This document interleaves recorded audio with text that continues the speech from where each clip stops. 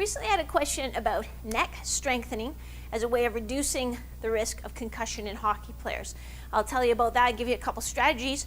This is Maria from hockeytrainingpro.com, where my mission is to help 10,000 players win more games with fewer injuries, including concussions, even if you don't have the genetic gifts or the natural ability of your competitors.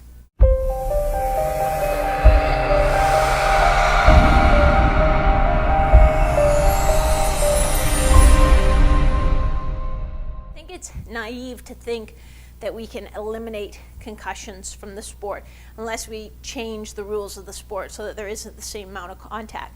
But the question is, what can we do to reduce the risk? So some people say, oh, well, we've got better helmets. You know what? Helmets don't reduce the risk of concussion. Helmets reduce the risk of skin lacerations, of cutting your head open. But they actually don't reduce the risk of concussion. It's your brain rattling around inside your skull that causes a concussion, not the knock on your scalp. So then the question is, well, if we can strengthen our neck a little bit, is it possible that maybe our brain won't rattle around so much? I don't know about that. I personally, if you know of one, let me know, but I haven't seen any research articles that show that. Granted, it is kind of a hard thing to measure and to quantify. But having said that, and I mean research articles, not like Sports Illustrated or something like that.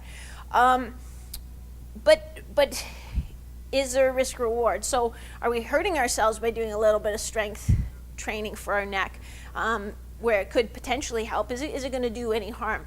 I don't think it's going to do any harm if you do it properly. The needs of a wrestler or mixed martial artist, they really need to work on that neck strength. I don't think hockey players need to go to the same degree that they do, but we'll do some just isometric exercises. Again, it's not something I use a lot, something we're just starting to use a little bit more, and typically as part of our dynamic warm-up. But they'll just be isometrics, and we'll use our own hand for support. So, just blocking my head with my hand, and then I'm just making a gentle side bend here, so with about 30% of my force. So resist the temptation to say, oh yeah, I'm really gonna strengthen my neck and start generating a lot of tension, because you can actually generate maximum voluntary contraction with an isometric movement and use way too much load. So it's just 30% of your force for 3 seconds, completely relaxing in between. And we would do 5 on each side. We can do the same to the front. When we do that, make sure we're just thinking about bringing our chin down. We're not trying to push our head forward into our hand. We're just trying to rotate our chin down. And then we can do the same thing to the back.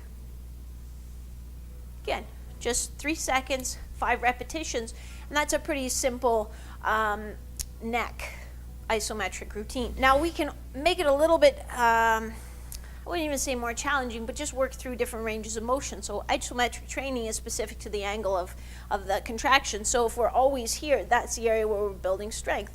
But sometimes we might be in different positions. So we can then do it the next time with our head at a bit of more of an angle. As we do it that way, we would do it on this side with a little bit more of an angle. We could do it to the front with our chin either up or down a little bit. So if I come down a little bit, still just pushing with 30% of my max contraction. I can do it at the back with my head and neck extended a little bit. So again, I wouldn't go big time on this. It's not something we're trying to maximize the amount of force we can produce. We're just trying to kind of build that a little bit, because most of us don't do any kind of strengthening for our neck, and you'd be surprised at how weak they can get. Add it in as part of your dynamic warm-up before your strength training routine. 3-second hold. 5 repetitions each way. That's it.